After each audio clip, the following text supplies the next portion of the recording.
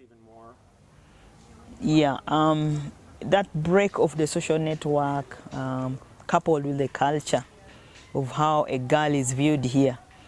I shared with the Shona that, you know, in this community there are layers, I would say structures in which people are, you know, graded or looked at or seen. For instance, there is the higher layer is the men. Then you have the married women, and then you have the young men, and then the girls are actually at the lower ladder as far as how they regard girls from.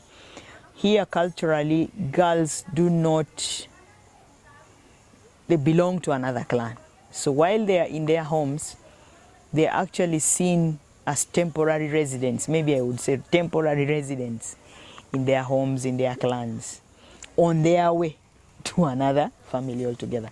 So because of the poverty, because of the, you know, poor safety nets, it's much easier to sacrifice the girl child in terms of, if for instance a family had to choose between taking a boy and a girl to school after they've reached like secondary, it's easier to tell a girl to stay back and let the boy go ahead. If for instance the community, the family wanted to be rescued economically, it's easier to tell a girl to get married. It's like that, you know, some bride price can come in to give. If for instance there is, with now HIV and AIDS, for instance a mother or a father is bedridden, it's very easy to sacrifice the girl child and say, come and take care of mommy, please stay home for the next 1, 2, 3 weeks while your mother is bedridden, and then after that you can go to school. So the school life of a girl, with all those factors, poverty, sickness, you know, camp life, is, her education is just chance, you know, with no ambition. Even when she gets married, she still does not have a say in that home. She works for the benefit of that home. It's very easy for you to go out there and find women who don't even have a say over what crops they have grown. You know, how is it going to be sold? What is the money going to be used for? But she labors, she tills the ground. She's the one most of the time in the garden preparing. Then the man takes to sell, but she may have no say over how that money is used.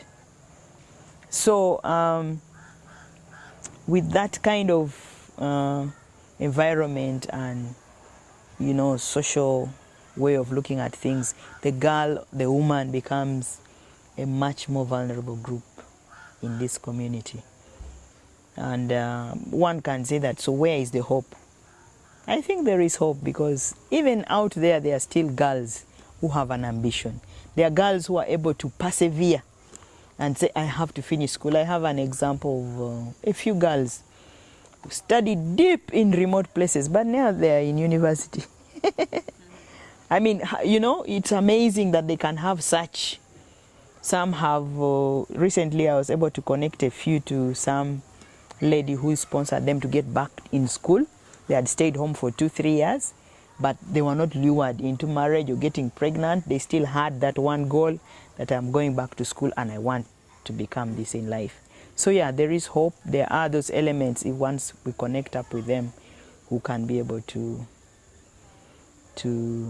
affect the environment around. So for me, really, things to turn around, my hope is in the young people.